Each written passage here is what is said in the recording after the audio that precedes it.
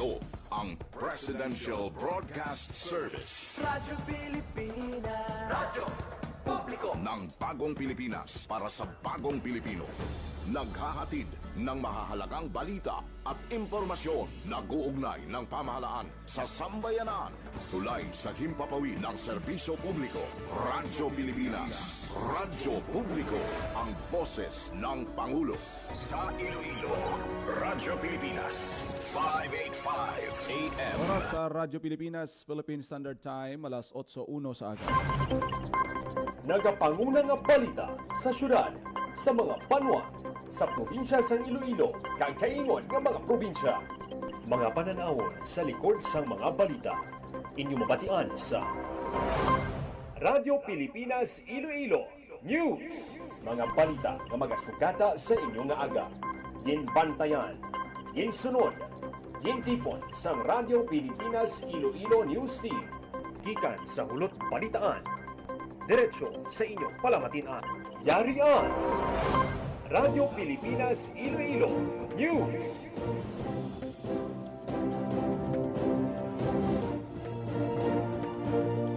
Ayong aga Pilipinas, good morning Western Visayas. Welcome sa Radyo Pilipinas News. Subong adlaw sang Martes, Marso 24 na kita tuig 2026. Ako ang inyo tagbalita, Jinel Baclay, kag karon sa aton balantayan kag mga mainit nga mga headline. Iloilo City Government gina-finalize na ang listahan sa mga benepisyaryo sang fuel subsidy program. Fuel subsidy target ipanagtag subong nga simana. Headline. Pila ka mga international flight sa Iloilo igapaiway bangod sang Middle East crisis. Headline. Libre sakay ginpatigayon sang Iloilo City Government kadungan sang transport holiday. Balyak Car Transit gintagaan man sang special permit sang LTFRB agod makabiyahe. Headline. IPPO ginmando ang tulid nga investigasyon sa shooting incident nga nagluntad sa Banwa sang Dueñas. Headline.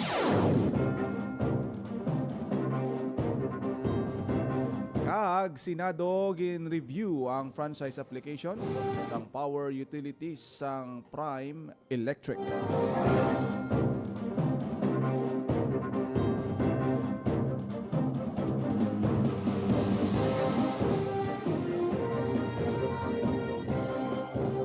Oras sa Radyo Pilipinas, alas 8:05 sa aga kagaron sa detalye na sa aton mga balita lokal. Radyo Pilipinas. Radyo Pilipinas News. Iloilo City Government gina-finalize na ang listahan sa mga benepisyaryo sang fuel subsidy program. Fuel subsidy target nga igapanagtag karon nga semana. Radyo Pilipinas. Radyo Pilipinas. Report. Sa detalye sang balita ni Emer Rose Santiagudo. Gina-finalize na sang Iloilo City Government ang listahan sa mga benepisyaryo sang public utility vehicles nga makabaton sang fuel subsidy gikan sa Iloilo City Government. Kung madumduman nga Marso 23 ang gintalan nga deadline sang pasahay sang papeles sang drivers kag operators sang PUVs nga luyag nga mag-avail sang fuel subsidy program. Suno kay Mayor Raisa Treñas pauna ini nga bulig sang Iloilo City Government sa transport sector kag una pa lang nga batch ang makabaton sang fuel subsidy. Yara sa 3 million pesos nga pondo ang ginpain sang syudad para sa nasambit nga programa. Suno sa opisyal, mangita pa sila sang iban nga pamaagi agud makahatag sa dugang nga bulig sa transport sector sa tunga sang pagtaas sang presyo sang gatong. Agud makakwalify sa fuel subsidy program, dapat ang PUV naga-operate sa mga ruta sa Iloilo City kag ang driver o con-operator isa ka lehitimo nga residente sang syudad. Kinahanglan man nga magdala sang voter certificate bilang pamatuod sang residency. Ang mga driver kinahanglan may ara sang valid nga driver's license. Samtang mga operator kinahanglan naman nga may certificate of public convenience o franchise. Sa mga tricycle naman kinahanglan may franchise gikan sa sangguniang pangusod kag motorized tricycle operators permit nga gin-issue sang BPLO. Kinahanglan man nga ang mga PUVs ara sa validated master list sang LTFRB. Sa idalom sang programa, ang mga jeepney driver kag operator makabaton sang 1,500 pesos nga balor sang petroleum products kada bulan paagi sa ilang nga tag sa kooperatiba, samtang 500 pesos naman nga subsidy ang para sa mga tricycle driver. Para sa Bagong Pilipinas, Emerson Segudo, Radyo Pilipinas, Radyo Publiko.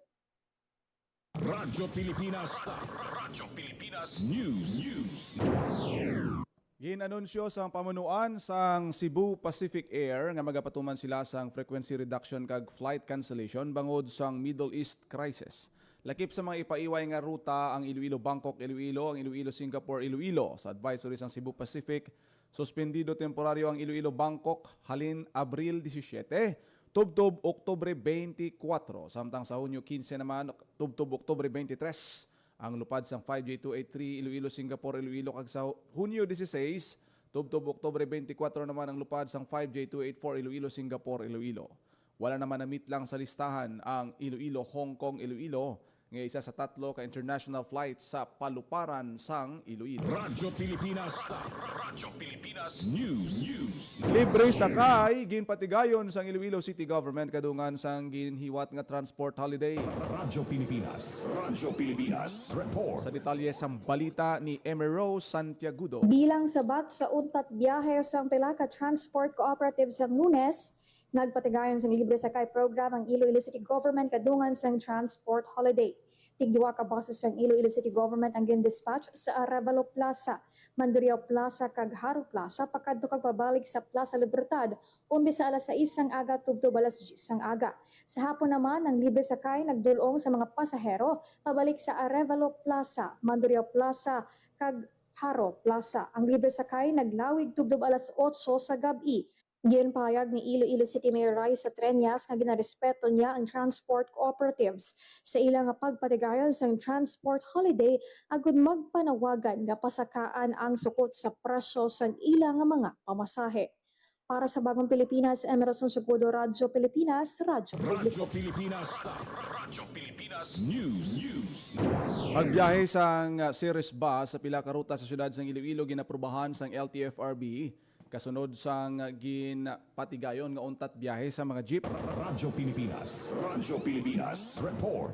Sa detalye sang balita. Kasunod sa ginhiwat nga transport holiday gintagaan sang Land Transportation Franchising and Regulatory Board Region 6 sang special permit ang Balyacar Transit Incorporated agud magbiyahe sa syudad sang Iloilo para may masakyan ang mga pasahero. Lakip sa ginaprubahan nga ruta sang LTFRB amo ang tagbak padulong sa city proper, ungka city proper via CPU, ungka city proper via Diversion Road, kag mohon to city proper. Yara naman sa 13 pesos ang standard fare kag 10 ka pesos naman sa mga estudyante, PWD kag senior citizens nga mga pasahero. Para sa Bagong Pilipinas, General Baclay, Radyo Pilipinas, Radyo Publiko. Radyo Pilipinas. Radyo Pilipinas News. Ginmando sang Iloilo Police Provincial Office ang tulid nga investigasyon sa shooting incident nga nagluntad sa National Highway nga sakop sa poblasyon A Dueñas, Iloilo. Suno kay IPPO spokesperson Lieutenant Colonel Rolando Aranyo ginmanduan sang kapulisan nga tutukan ng insidente kag tipuno ng mga ebidensya nga makatumod sa mga sospek. Sa nagluntad nga insidente, patay ang 49 anyos nga babae nga negosyante kag residente sa Zone 3 Tacas, Iloilo City. Pilason pagid ang kaupod sang biktima kag isa ka residente nga naigo man sang bala.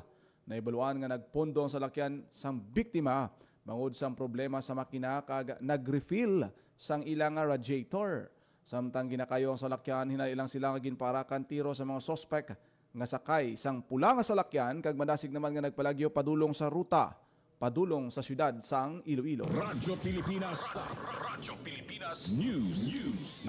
Nagpasalig sa Iloilo City Mayor Raisa Treñas nga maghatag sang bulig ang Iloilo City Government sa mga biktima sa nagluntad nga stabbing incident sa Barangay San Isidro La Paz sang Sabado. Suno sa alkalde, bukas ang iya opisina sa tanan nga mga luyag magpangayo sang bulig. Ginpahayag niya dugang nga makabulig ang syudad pinaagi sa Atipan Center nga nagatanyag sang social services. Samtang natala na naman nga makigsapol ang alkalde sa Iloilo City Police Office sa istoryahan ang nagluntad nga stabbing incident sa tunga sang duha ka pamilya. 4 ang patay kag 2 naman ang pilason sa nagluntad nga stabbing incident sa distrito sang La Paz. Radyo Pilipinas. Radyo Pilipinas News. DOST Pag-asa ginanunsyo ang pagtakop na sa northeast monsoon o kon amihan. Radyo Pilipinas. Radyo Pilipinas. Report. Sa report ni Hope Turichante. Ginanunsyo sang DOST Pag-asa ang opisyal nga pagtakop sang northeast monsoon o kon amihan nga mangin preparasyon naman para sa tig-ilinit o kon dry season. Kadungan sini ginpahayag sang Weather Bureau nga amat-amat na nga maka-eksperyensya ang pungsod sang mapaang nga panahon magluwas sa mga isolated thunderstorms. Ginabisuan sang Pag-asa ang publiko nga magpatuman sa mga tikang agod mapahagan-hagan ang heat stress kag mangin responsable sa paggamit sang tubig para sa personal kag domestic consumption. Para sa Bagong Pilipinas, Hope Turichante, Radyo Pilipinas, Radyo Publiko. Radyo Pilipinas. Radyo Pilipinas News. Nagtipo na Senate Committee on Public Services nga ginapamunuan ni Senator Raffy Tulfo sa Marso 18 para hambalan ang duha ka prangkisa nga sakop sang kumpanya sang Prime Electric Holdings Incorporated. Ila ginambalan ng franchise extension request para sa Bohol Light Company Incorporated kagang franchise expansion sang More Electric Power Corporation. Gintiglawas ni Roel Castro, President kag Chief Executive Officer sang duha ka utilities and performance sang duha ka kumpanya. Ang More Electric Power Corporation naga-operate sa idalom sang legislative franchise sang Iloilo City sa sulod sang 6 na katuig kag nagatinguha nga mas palaparon pagid ang coverage sang ilang nga pagserbisyo. Ginarkipan ang proposal ang 7 ka mga munisipalidad sa First District sang Iloilo nga ginasponsoran naman ni Congresswoman Janet Garin. Kung matigayon mangin kaupod sini ang segundo kag kwarto distrito nga una na nangin kabahin sang expanded franchise sang More Power.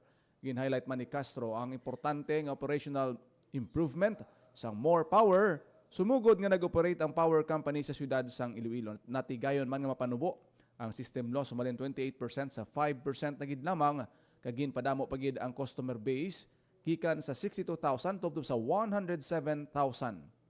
Nagpabutyag man si Castro nga ang More Electric Negros Power kag Bohol Light nga lunsay ginamanage sang Prime Electric Holdings ang may pinakanubo nga electricity rates. Nakitaan naman sang government agencies sang compliant assessment ang duha ka mga utilities. Radyo Pilipinas. Radyo Pilipinas News. Ginkumpirma sang 3rd Infantry Spirit Division ang pagkapatay sang 3 ka matagas nga opisyal sang Communist Terrorist Group sa engkwentro nga nagluntad sa Kabangkalan City, Negros Occidental. Nagluntad ang enkwentro sa sitio Santol, Barangay Tampalon sang Sabado, Marso 21. Ang mga napatay nga opisyal, ginkilala nga sanday Richie Verano alias Makoy, 26 anyos, Vice Commander sa Regional Striking Force, residente sa Barangay Trinidad, Gilhulngan City, Negros Occidental. Milky Sampani alias Gorting, 27 anyos, Finance kag Logistic Officer sang RSF, kag residente sa Barangay Lamugong, Manhuyod, Negros Oriental. Jodel Balsimo alias Junjun Squad Leader, kag residente sang sitio Tigbao, Buenavista, Himamaylan, Negros Occidental. Ang bangkay sa mga napatay nga rebelde ang yara karon sa Sola Gracia Funeral Home sa Kabangkalan City. Suno kay 3rd Infantry Division Commander Major General Michael Samson, natagana sang hustisyang kamatayon sang inosente nga sibilyan nga ginpamatay sa mga high-ranking CTG remnants. Ginpasiguro ni Samson nga padayon ng operasyon sang militar batok sa mga nabilin nga rebelde nga nagahimo sang krimen sa komunidad. Radyo Pilipinas. Radyo Pilipinas News. Sa iban pa nga balita, ginaplano sang Maritime Industry Authority o kon Marina nga pasangkaron pa ang paggamit sang Digital Passenger Manifest agud masiguro nga na-record ang tanan nga pasahero kag matap na ang overloading sa barko. Ini ang ginpabutyag sang Marina kasunod sa ila pagbiyahe sa Iloilo padulong sa Guimaras. Isa sa mga ini ang manifesto nga gin-develop mismo sang isa ka Guimarasnon sa handom nga madula ang huol sa pagsulat sang tradisyonal nga manifesto. Suno kay Syra Aldana, lead programmer sang Manifesto PH kag Chief Technology Officer sang Architect Incorporated, ang manifesto isa ka automated passengers manifest system nga naga-digitize kag naga-plastar sa mga pre-departure documents sa mga small to medium domestic passenger shipping services sa Pilipinas. Sa idalom sang digital nga manifesto, ang mga pasahero kinahanglan nga magparehistro sa ila basic profile paagi sa website. Tion makumpleto, mahatag ang ginapangayo nga mga impormasyon Ang manifesto ang mag-generate naman sang digital QR code nga nagaunod sang ila kompleto nga pangalan kag address. Sa oras nga ma-scan ang QR code, automatic na nga nagagwa sa listahan ang kompleto nga pangalan kag address sa mga pasahero. Ang dalayawon nga sistema ang natigayon nga nakaangkon sang pondo gikan sa Startup Grant Fund sa Department of Information and Technology o Communications Technology kag sa karon ang Marina naga-coordinate sa DICT para sa pagpasangkad sang implementasyon sang sistema sa mga sakayan nga mas manubo sang isa ka oras ang pagbiyahe sa kalalauran. Radyo Pilipinas. Radyo Pilipinas News. 59 hard on the spot sa giniwat nga first quarter job fair sa Peso, Bacolod City. Radyo Pilipinas. Radyo Pilipinas. Sa balita ni Report. JP Herbas. Nagdangat sa 59 ka job seeker ang hard on the spot sa gidhiwat nga first quarter job fair sa Peso, Bacolod City. Sunod sa Bacolod City Government, ang numero nagasimbolo sa paglaom, pagpaninguha kag bag-o nga kahigayunan para sa madamo nga Bacolodnon nga nagapangita sa mas maayo nga buwas damlag para sa ila kaugalingon kag pamilya. Nebuluan nga ang job fair nga gidhiwat sa Marso 21 ang ginpasakupan sang 2,265 ka aplikante sa diin 1,570 ang nangin kwalipikado. Para sa Bagong Pilipinas, JP Harvas, Radyo Pilipinas, Radyo Publiko. Radyo Pilipinas. Radyo Pilipinas News. Women's SLPA sa Kalibo nagpanguna sa potholder making workshop sa isa ka mall. Radyo Pilipinas. Radyo Sa Pilipinas. balita ni Marian Report. Grace Erenieta. Nagpanguna sa isa ka workshop ang isa ka Sustainable Livelihood Program Association o SLPA sa Kalibo, Aklan nga makabulig sa palangitan-an sang komunidad. Ginpangunahan sang Kalibi SLP Association sa Department of Social Welfare and Development o DSWD Field Office 6 ang potholder making workshop sa ginhiwat nga product bazaar sa City Mall, Kalibo. Ang Kalibi SLPA ginabugusan sang kababaihan gikan sa Lezo, Aklan nga ginsuportahan sang DSWD SLP 6 pinaagi sa paghatag sang grant nga masobra sa 500,000 pesos para sa handicraft projects sang asosasyon. Ang mga miyembro ang ginpaydalom sa paghuman sang fussy war kag crochet crafts, lakip man sang trapo kag potholders nga ila sa karon ginabaligya sa komunidad. Gimpayag sang DSWD6 nga bilang kabahin sang National Women's Month celebration sini nga bulan sang Marso, ginimbita ang asosasyon nga magpanguna sang isa ka workshop. Nagtudlo ang mga miyembro sa mga partisipante gikan sa nunay-tuhay nga munisipalidad sa Aklan kag may nagpakigbahin man nga mga mall goer lakip ang kalalakihan. Para sa Bagong Pilipinas, Marian Grace Aranyata, Radyo Pilipinas, Radyo Publiko. Radyo Pilipinas. Nagpanguna sa isa ka workshop ang isa ka Sustainable Livelihood Association o SLPA sa Sa iban pang balita, Boracay ginabiabi ang pagbalik sang Crystal Serenity. Welfare and Development o DSWD. Sa balita ni Hope Turichante. Nagbisita sa isla sa Boracay sa Aklan Bazaar ng sa Crystal City Mall, Serenity Kalibo. sa Crystal Ang Princess, Marso SLPA. 23. Ini na ang ikaduha nga pagbisita sang barko sa Boracay, makaligad ang 8 ka tuig sang nag-maiden call ini sang Marso 10, 2018. Mainit nga ginabi-abi sang isla ang luxury vessel sakay ang 700 ka turista. Halin sa Palawan ng barko kag sunod nga padulungan ang Manila. Pila sa mga bisita ang nagtilaw sang matahong nga baybayon sang Boracay, samtang ang iba naman gin-explore ang Motag Living Museum sa mainland Malay. Sunod sa Malay Boracay Tourism Office ang pagbalik sang barko sa isla, pakita sang padayon nga appeal sang Boracay Island bilang premier cruise destination. Para sa Bagong Pilipinas, Hope Turichante, Radyo Pilipinas, Radyo Publiko. Radyo Pilipinas News. Sa iban pang balita, LTO nakigbahin sa giniwat nga bloodletting activities ang WVTC. Radyo Pilipinas. Radyo Pilipinas. Report. Sa detalye sang balita. Nagpakuha sa dugo ang pila ka mga personnel sa Land Transportation Office Western Visayas kasunod sa patigayon nga bloodletting drive dugo mo kabuhi ko sa nagligad nga Marso 21. Mismo si Regional Director Attorney Jose Duspan II kag Assistant Regional Director Jack Conlo sang LTO6 ang nagpabutyag sang suporta sa aktibidad nga ginorganisar sang Western Visayas Transport Cooperative o kon WVTC, Iloilo City Government kag Iloilo City Police Office sa Medical City Hospital. Lakip sa mga nagdonar sang dugo man si Director Duspan kag pila ka mga LTO6 personnel. magluwas sa law enforcement kag pagpanawagan sang road safety. Bugos gid ang suporta sang LTO6 para sa kausa sa ikayong lawas kag pagkinahanglan sang dugo. Para sa Bagong Pilipinas, Janelle Baclay, Radyo Pilipinas, Radyo Publiko. Radyo Pilipinas. Radyo Pilipinas News. Pagpatukod sang feed center para sa mga dairy farmers sang Western Visayas, sugura na. Radyo Pilipinas. Radyo Pilipinas. Report. Sa balita ni JP Herbas. Sugura na sa National Dairy Authority kun NDA ang pagpatukod sa Western Visayas Feed Center sa Ginubatan, Lucena. Tuyo sang sininga proyekto nga panubuan ang bili sa mga ginabaligya nga feeds, pabaskugon ang produksyon sang gatas, kag pasangkuron ang mga support services para sa magagmay nga dairy farmers sa rehiyon. Sa nauna nga interview kay Vicente Bitola Namisa III, Acting Department Manager sa NDA Western Visayas, ginpaatag sininga sa tion nga mangin operational na ang sentro, ginalauman nga makahimo ini sa mga corn silage kag pelletized concentrate nga mangin available sa merkado kag mas barato kung ikumpara sa mga commercial feed. Dugang pa ni Betola Namisa, ginalauman man nga magasaka sang 12% ang numero sa mga dairy animal sa rehiyon. Magluwas sa feed center, itukod man sa 3 hektarya nga duta sang New Lucena Municipal Government ang Western Visayas Regional Office ng NDA nga ginalauman nga magapadasig sa pangdulong sang technical assistance, training kag enterprise support sa mga dairy farmer. Para sa Bagong Pilipinas, JP Herbas, Radyo Pilipinas, Radyo Publiko. Radyo Pilipinas. Radyo Pilipinas News.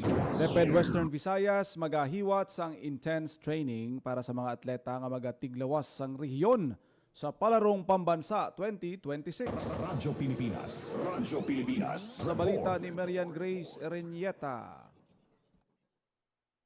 Antes magpadulong sa Agusan del Sur ang mga atleta nga magatiglawas ang Western Visayas sa Palarong Pambansa 2026, igapaydalom sila sa intense training sa Department of Education Region 6. Gimpahayag ni Hernan Escola Jr., Regional Information Officer, sang DepEd Region 6, tinutuyo sang intense training nga ihanda ang mga atleta sang rehiyon antes ang ila paghampang kontra sa iban nga rehiyon sa Palarong Pambansa sa Mayo.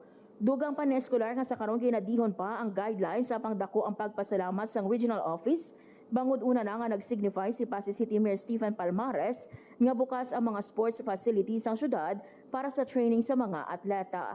Samtang target sang DepEd Region 6 nga masustain ang pwesto sa Palarong Pambansa 2025 ukon mataasan pa. Madumduman nga third place ang rayon sa East ang tinalikdan nga tuig nga Palarong Pambansa, kung sa tingin second place ang Calabarzon o kon Region 4A, kag overall champion ang National Capital Region o kon NCR. Para sa Bagong Pilipinas, Marian Grace Aranyata, Radyo Pilipinas, Radyo Publiko. Ang case magpadulong sa Agusan del Sur ang mga atleta nga magatiglawas ng Western. Anom ka estudyante sa isa ka bulutuan sa San Miguel Iloilo ginpaydalom sa remedial tutorial session sa bulig sa Pantawid Pamilyang Pilipino kag staff kag youth volunteers. Radyo Pilipinas. Radyo Pilipinas. Report. Nagapanumbalik sa balita si Marian Grace Erenieta.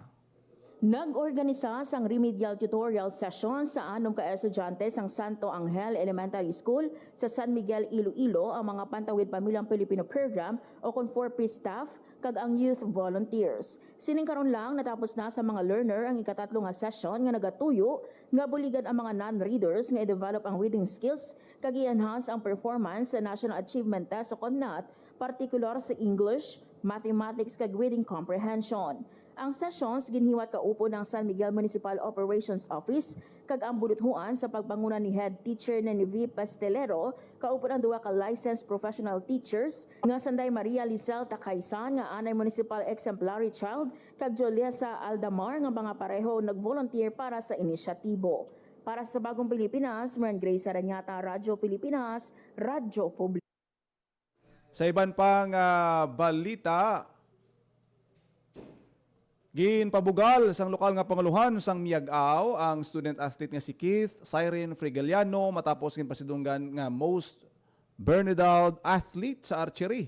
Sa bago lang natapos nga Webra Amit, daog sang anom kabulawan si Frigeliano sa 60-meter distance, 70 meters, 1,440 round, Olympic round, team event kag mixed team. Duwa ka silver naman sa 30-meter distance kag 50-meter distance. Si Keith Cyrene nag-eskwela sa Gimbal National High School kag residente sa barangay San Rafael, Miagao. Sa kadalagan ni Keith, magapasakop siya sa palarong pambansa sa Agusan del Sur. Radyo Pilipinas. Radyo Pilipinas. Radyo Pilipinas News. Oras sa Radyo Pilipinas, Philippine Standard Time, alas 8:27 na sa aga. Radyo Pilipinas. Radyo Pilipinas. Kaginyo na batihan ang detalye sa mga nagapangunang nga balita sa pagpangalagad sang Radyo Pilipinas News sa buong adlaw sa Martes. It's March 24, 2026. Sa dugang pangabalita kag impormasyon, i-share, i-follow kag i-like lang ang aton nga Facebook page, Radyo Pilipinas Iloilo kag Radyo Pilipinas Community Group. Salamat gid sa mga nagaupod sa aton siniyang nga programa. Sa kay Sir Paul Del Carmen. Good morning gid kag salamat gid sa imo nga pagupod, Sir Paul. Sa tanan naton nga mga FB live viewers, thank you gid kada aga ha sa inyo siniyang nga pagpakigupod diri sa aton siniyang nga mga programa sa Radyo Pilipinas Iloilo. Ako nagidamang inyo alagad ang inyo tagbalita, Jinel Baclay. Mayong aga Pilipinas. God bless Iloilo. Radyo Pilipinas. Radyo Publiko. Radyo Pilipinas. Itinuloy na po natin ang zero balance billing. Libre po. Ibig sabihin, ang serbisyo sa basic accommodation sa ating mga DOH na ospital, wala nang babayaran ang pasyente. Po, ang dami pong challenge, hindi po namin alam kung saan namin kukunin, ganon, nag-iisip kung paano namin mababayaran. Siyempre po, masayang-masaya, super saya po dahil na zero billing po kami. Opo, malaking ano po talaga, malaking tulong po. Mabilis lang din po. Bayad na ang bill ninyo. Uulitin ko, wala nang kailangan bayaran ng pasyente basta sa DOH Hospital dahil bayad na po ang bill ninyo. Naiyak ako kasi sobrang saya. Maraming salamat po, Mr. President Bongbong Marcos Jr. Hindi kami nagkamali ng taong ihinalal. Hi, si Ding Dong Dantes po ito. Pahiram lang ako na 1 minuto mo. I know aware kang kailangan mong takpan ang ilong at bibig mo gamit ang dust mask kapag may pumutok na bulkan. Pero, paano kung wala kang mask? Ganito, kumuha ka ng basang panyo o bimpo para ma-filter ang nilalanghap mong hangin. Tapos, i-check mo rin siyempre ang mga kasama mong bata at matanda kung may suot silang mask para safe rin sila sa asphalt. O tandaan mo lagi yan ha, kasi #panatag ang may alam. Maging panatag Pilipinas. Radyo Pilipinas. Radyo Publiko. Radyo Pilipinas.